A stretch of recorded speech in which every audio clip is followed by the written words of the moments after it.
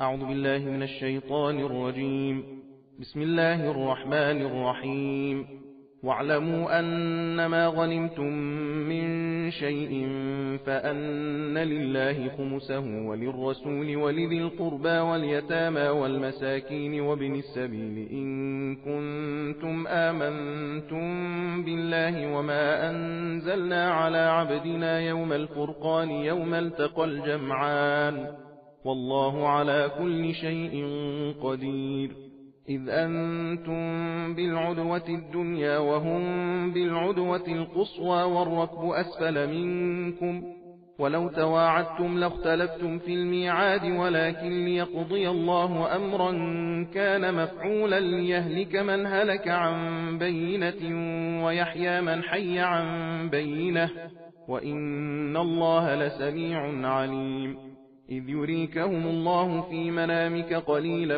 ولو أراكهم كثيرا لفشلتم ولتنازعتم في الأمر ولكن الله سلم إنه عليم بذات الصدور. وإذ يريكموهم إذ التقيتم في أعينكم قليلا ويقللكم في أعينهم ليقضي الله أمرا كان مفعولا وإلى الله ترجع الأمور. يا أيها الذين آمنوا إذا لقيتم فئة فاثبتوا واذكروا الله كثيرا لعلكم تفلحون. وأطيعوا الله ورسوله ولا تنازعوا فتفشلوا وتذهب ريحكم واصبروا إن الله مع الصابرين. ولا تكونوا كالذين خرجوا من ديارهم بطرا ورئاء الناس ويصدون عن سبيل الله والله بما يعملون محيط. وإذ زين لهم الشيطان أعمالهم وقال لا غالب لكم اليوم من الناس وإني جار لكم فلما تراءت الفئتان نكص على عقبيه وقال إني بريء منكم إني أرى ما لا ترون إني أخاف الله والله شديد العقاب. إذ يقول المنافقون والذين في قلوبهم مرض غر هؤلاء دينهم ومن يتوكل على الله فإن الله عزيز حكيم. ولو ترى إذ يتوفى الذين كفروا الملائكة يضربون وجوههم وأدبارهم وذوقوا عذاب الحريق ذلك بما قدمت أيديكم وأن الله ليس بظلام للعبيد. كدأب آل فرعون والذين من قبلهم كفروا بآيات الله فأخذهم الله بذنوبهم إن الله قوي شديد العقاب. ذلك بأن الله لم يك مغيرا نعمة أنعمها على قوم حتى يغيروا ما بأنفسهم وأن الله سميع عليم.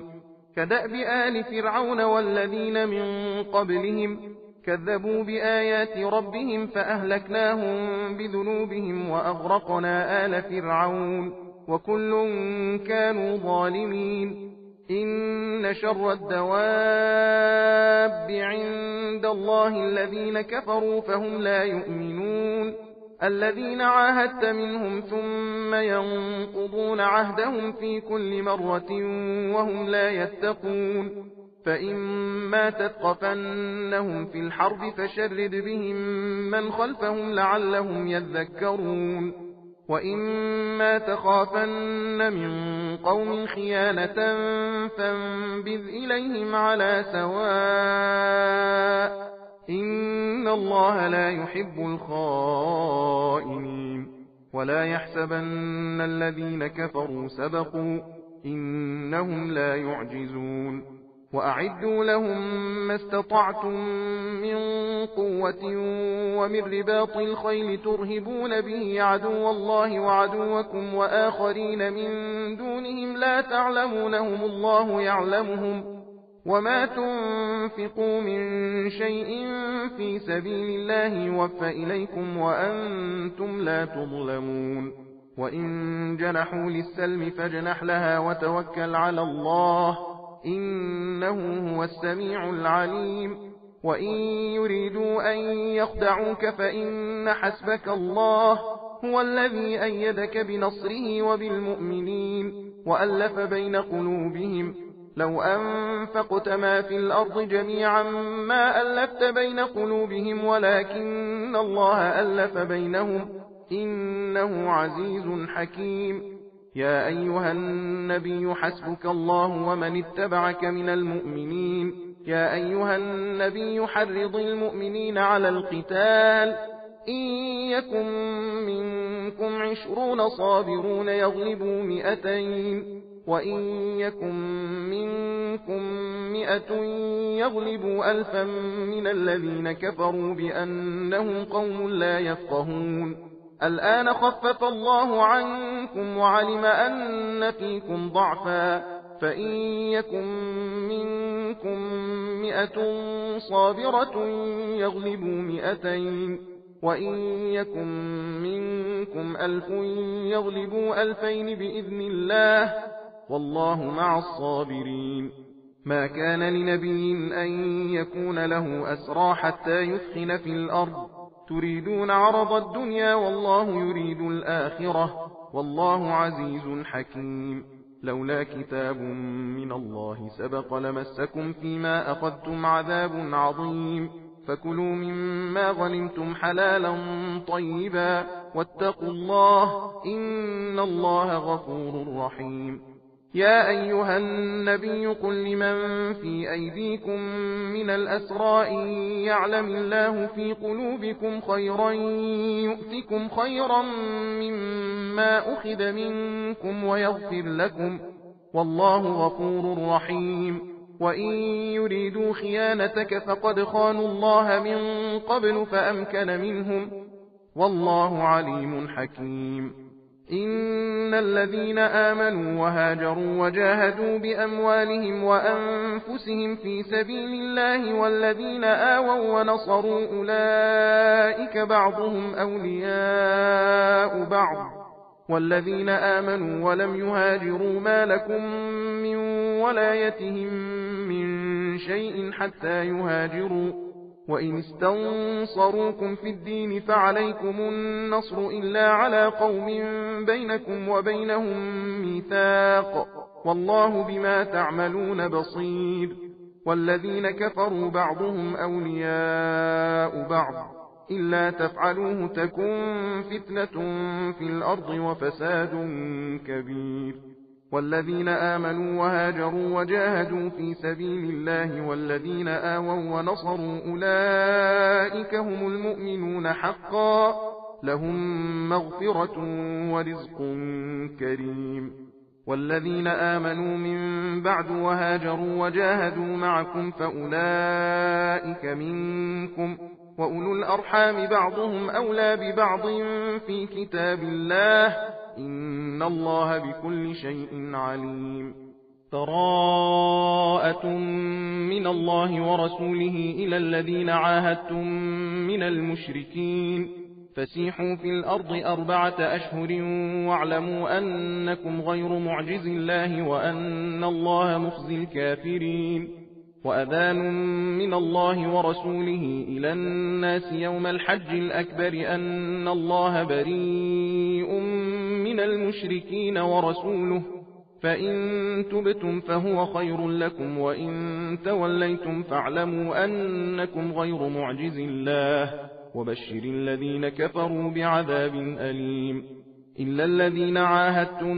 من المشركين ثم لم ينقصوكم شيئا ولم يظاهروا عليكم أحدا فأتموا إليهم عهدهم إلى مدتهم إن الله يحب المتقين. فإذا انسلخ الأشهر الحرم فاقتلوا المشركين حيث وجدتموهم وخذوهم واحصروهم واقعدوا لهم كل مرصد فإن تابوا وأقاموا الصلاة وآتوا الزكاة فخلوا سبيلهم إن الله غفور رحيم. وإن أحد من المشركين استجارك فأجره حتى يسمع كلام الله ثم أبلغه مأمنه ذلك بأنهم قوم لا يعلمون. كيف يكون للمشركين عهد عند الله وعند رسوله إلا الذين عاهدتم عند المسجد الحرام فما استقاموا لكم فاستقيموا لهم إن الله يحب المتقين كيف وإن يظهروا عليكم لا يرقبوا فيكم إلا ولا ذمة يرضونكم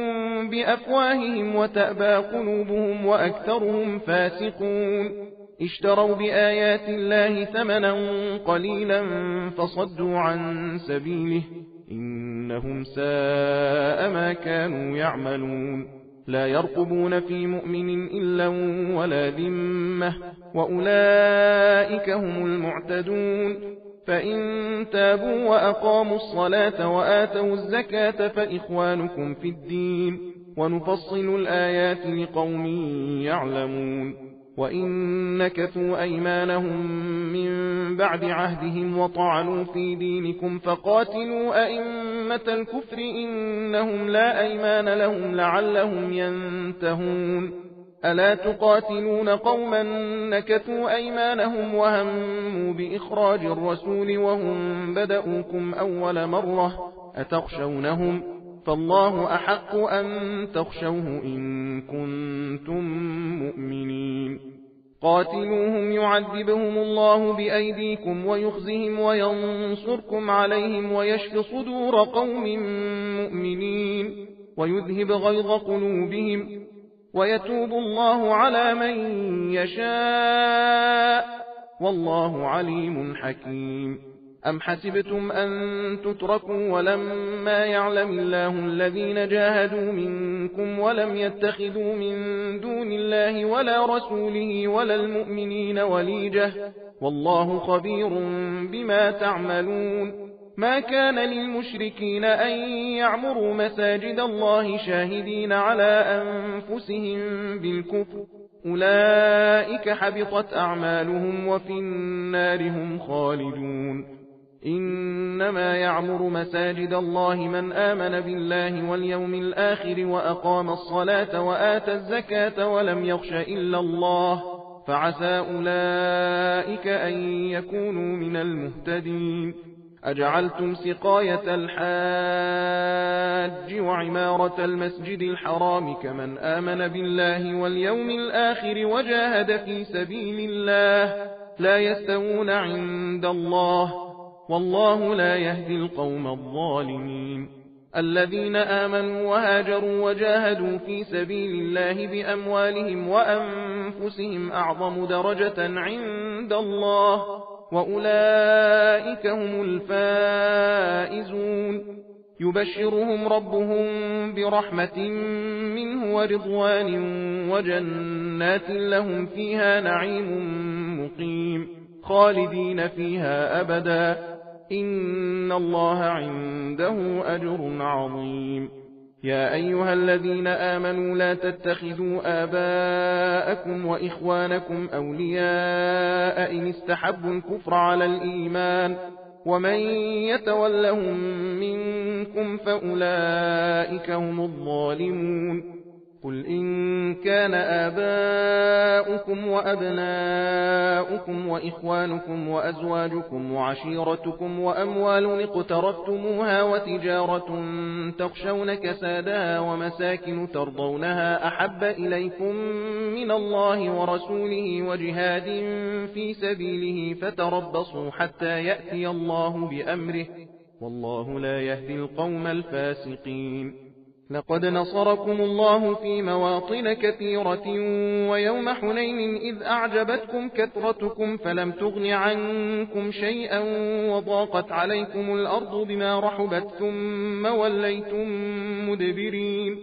ثم أنزل الله سكينته على رسوله وعلى المؤمنين وأنزل جنودا لم تروها وعذب الذين كفروا وذلك جزاء الكافرين ثم يتوب الله من بعد ذلك على من يشاء والله غفور رحيم يا أيها الذين آمنوا إنما المشركون نجس فلا يقربوا المسجد الحرام بعد عامهم هذا وإن خفتم عيلة فسوف يغنيكم الله من فضله إن شاء إن الله عليم حكيم قاتلوا الذين لا يؤمنون بالله ولا باليوم الآخر ولا يحرمون ما حرم الله ورسوله ولا يدينون دين الحق من الذين أوتوا الكتاب حتى يعطوا الجزية عن يد وهم صاغرون وقالت اليهود عزير ابن الله وقالت النصارى المسيح ابن الله ذلك قولهم بأفواههم يضاهئون قول الذين كفروا من قبل قاتلهم الله أنى يؤفكون اتخذوا أحبارهم ورهبانهم أربابا من دون الله والمسيح ابن مريم وما أمروا إلا ليعبدوا إلها واحدا لا إله إلا هو سبحانه عما يشركون يريدون أن يطفئوا نور الله بأفواههم ويأبى الله إلا أن يتم نوره ولو كره الكافرون هو الذي أرسل رسوله بالهدى ودين الحق ليظهره على الدين كله ولو كره المشركون يا أيها الذين آمنوا إن كثيرا من الأحبار والرهبان ليأكلون أموال الناس بالباطل ويصدون عن سبيل الله والذين يكنزون الذهب والفضة ولا ينفقونها في سبيل الله فبشرهم بعذاب أليم يوم يحمى عليها في نار جهنم فتكوى بها جباههم وجنوبهم وظهورهم هذا ما كنزتم لأنفسكم فذوقوا ما كنتم تكنزون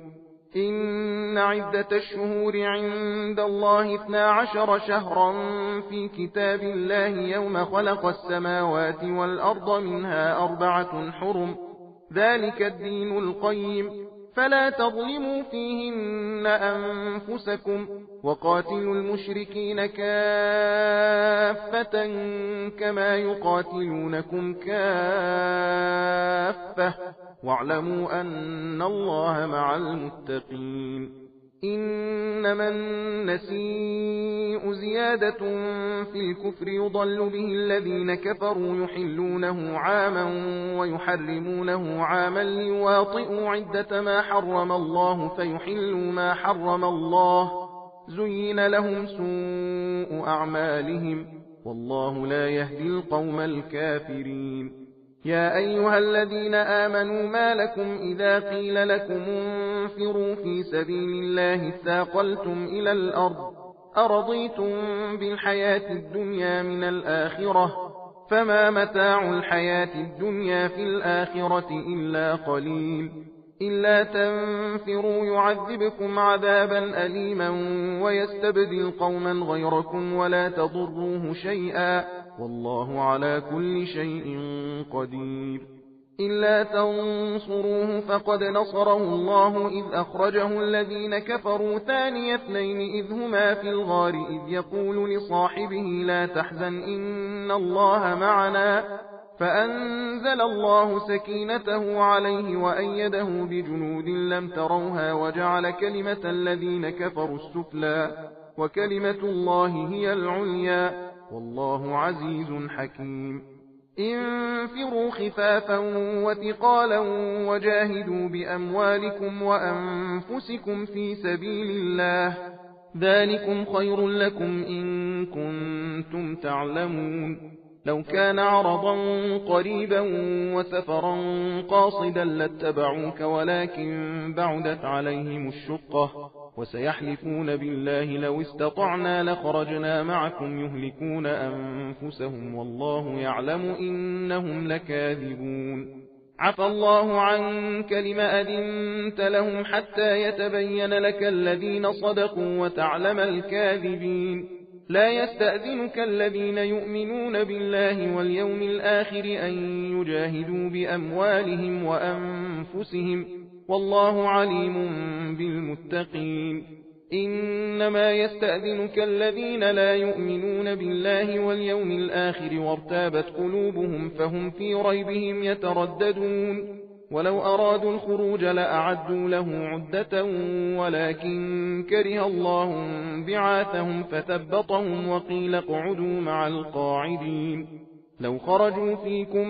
ما زادوكم إلا خبالا ولأوضعوا خلالكم يبغونكم الفتنة وفيكم سماعون لهم والله عليم بالظالمين لقد ابتغوا الفتنة من قبل وقلبوا لك الأمور حتى جاء الحق وظهر أمر الله وهم كارهون ومنهم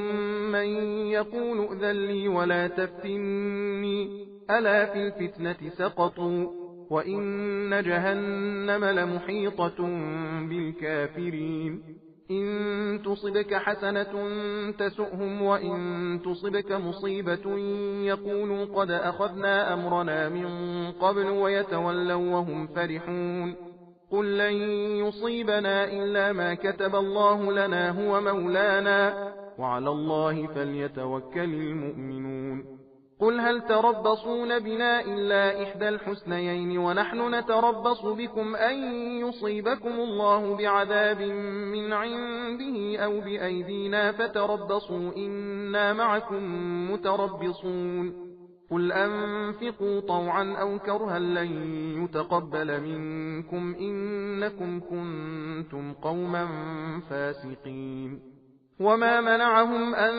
تقبل منهم نفقاتهم إلا أنهم كفروا بالله وبرسوله ولا يأتون الصلاة إلا وهم كسالى ولا ينفقون إلا وهم كارهون فلا تعجبك أموالهم ولا أولادهم إنما يريد الله ليعذبهم بها في الحياة الدنيا وتزهق أنفسهم وهم كافرون ويحلفون بالله إنهم لمنكم وما هم منكم ولكنهم قوم يفرقون لو يجدون ملجأ أو مغارات أو مدخلا لولوا إليه وهم يجمحون ومنهم من يلمزك في الصدقات فإن أعطوا منها رضوا وإن لم يعطوا منها إذا هم يسخطون ولو أنهم رضوا ما آتاهم الله ورسوله وقالوا حسبنا الله سيؤتينا الله من فضله ورسوله إنا إلى الله راغبون إنما الصدقات للفقراء والمساكين والعاملين عليها والمؤلفة قلوبهم وفي الرقاب والغارمين وفي سبيل الله وابن السبيل فريضة من الله والله عليم حكيم ومنهم الذين يؤذون النبي ويقولون هو أذن قل أذن خير لكم يؤمن بالله ويؤمن للمؤمنين ورحمة للذين آمنوا منكم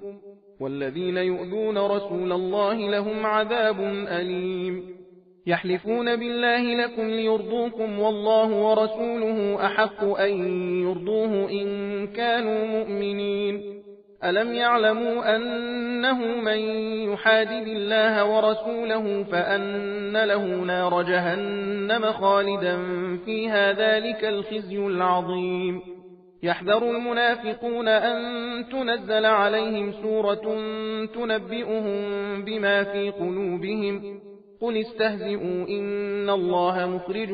ما تحذرون ولئن سألتهم ليقولن إنما كنا نخوض ونلعب قل أبالله وآياته ورسوله كنتم تستهزئون لا تعتذروا قد كفرتم بعد إيمانكم إن نعف عن طائفة منكم نعذب طائفة بأنهم كانوا مجرمين المنافقون والمنافقات بعضهم من بعض يأمرون بالمنكر وينهون عن المعروف ويقبضون أيديهم نسوا الله فنسيهم إن المنافقين هم الفاسقون وعد الله المنافقين والمنافقات والكفار نار جهنم خالدين فيها هي حسبهم ولعنهم الله ولهم عذاب مقيم كالذين من قبلكم كانوا أشد منكم قوة وأكثر أموالا وأولادا فاستمتعوا بخلاقهم فاستمتعتم بخلاقكم كما استمتع الذين من قبلكم بخلاقهم وخذتم كالذي خاضوا أولئك حبطت أعمالهم في الدنيا والآخرة وأولئك هم الخاسرون ألم يأتهم نبأ الذين من قبلهم قوم نوح وعاد وثمود وقوم إبراهيم وأصحاب مدين والمؤتفكات أتتهم رسلهم بالبينات فما كان الله ليظلمهم ولكن كانوا أنفسهم يظلمون والمؤمنون والمؤمنات بعضهم أولياء بعض يأمرون بالمعروف وينهون عن المنكر ويقيمون الصلاة ويؤتون الزكاة ويطيعون الله ورسوله أولئك سيرحمهم الله إن الله عزيز حكيم وعد الله المؤمنين والمؤمنات جنات تجري من تحتها الأنهار خالدين فيها ومساكن طيبة في جنات عدن ورضوان من الله أكبر ذلك هو الفوز العظيم يا أيها النبي جاهد الكفار والمنافقين واغلظ عليهم ومأواهم جهنم وبئس المصير يحلفون بالله ما قالوا ولقد قالوا كلمة الكفر وكفروا بعد إسلامهم وهموا بما لم ينالوا وما نقموا إلا أن أغناهم الله ورسوله من فضله فإن يتوبوا يك خيرا لهم وإن يتولوا يعذبهم الله عذابا أليما في الدنيا والآخرة وما لهم في الأرض من ولي ولا نصير ومنهم من عاهد الله لئن آتانا من فضله لنصدقن ولنكونن من الصالحين فلما آتاهم من فضله بخلوا به وتولوا وهم معرضون فأعقبهم نفاقا في قلوبهم إلى يوم يلقونه بما أخلفوا الله ما وعدوه وبما كانوا يكذبون ألم يعلموا أن الله يعلم سرهم ونجواهم وأن الله علام الغيوب الذين يلمزون المطوعين من المؤمنين في الصدقات والذين لا يجدون إلا جهدهم فيسخرون منهم سخر الله منهم ولهم عذاب أليم استغفر لهم أو لا تستغفر لهم إن تستغفر لهم 70 مرة فلن يغفر الله لهم ذلك بأنهم كفروا بالله ورسوله والله لا يهدي القوم الفاسقين فرح المخلفون بمقعدهم خلاف رسول الله وكرهوا أن يجاهدوا بأموالهم وأنفسهم في سبيل الله وقالوا لا تنفروا في الحر قل نار جهنم أشد حرا لو كانوا يفقهون فليضحكوا قليلا وليبكوا كثيرا جزاء بما كانوا يكسبون فإن رجعك الله إلى طائفة منهم فاستأذنوك للخروج فقل لن تخرجوا معي أبدا ولن تقاتلوا معي عدوا إنكم رضيتم بالقعود أول مرة فاقعدوا مع الخالفين ولا تصل على أحد منهم مات أبدا ولا تقم على قبره إنهم كفروا بالله ورسوله وماتوا وهم فاسقون ولا تعجبك أموالهم وأولادهم إنما يريد الله أن يعذبهم بها في الدنيا وتزهق أنفسهم وهم كافرون وإذا أنزلت سورة أن آمنوا بالله وجاهدوا مع رسوله استأذنك أولو الطول منهم وقالوا ذرنا نكن مع القاعدين رضوا بأن يكونوا مع الخوالف وطبع على قلوبهم فهم لا يفقهون لكن الرسول والذين آمنوا معه جاهدوا بأموالهم وأنفسهم وأولئك لهم الخيرات وأولئك هم المفلحون أعد الله لهم جنات تجري من تحتها الأنهار خالدين فيها ذلك الفوز العظيم. وجاء المعذرون من الأعراب ليؤذن لهم وقعد الذين كذبوا الله ورسوله سيصيب الذين كفروا منهم عذاب أليم. ليس على الضعفاء ولا على المرضى ولا على الذين لا يجدون ما ينفقون حرج إذا نصحوا لله ورسوله ما على المحسنين من سبيل والله غفور رحيم. ولا على الذين إذا ما أتوك لتحملهم قلت لا أجد ما أحملكم عليه تولوا وأعينهم تفيض من الدمع حزنا ألا يجدوا ما ينفقون. إنما السبيل على الذين يستأذنونك وهم أغنياء رضوا بأن يكونوا مع الخوالف وطبع الله على قلوبهم فهم لا يعلمون. صدق الله العلي العظيم. إنا هديناه السبيل إما شاكرا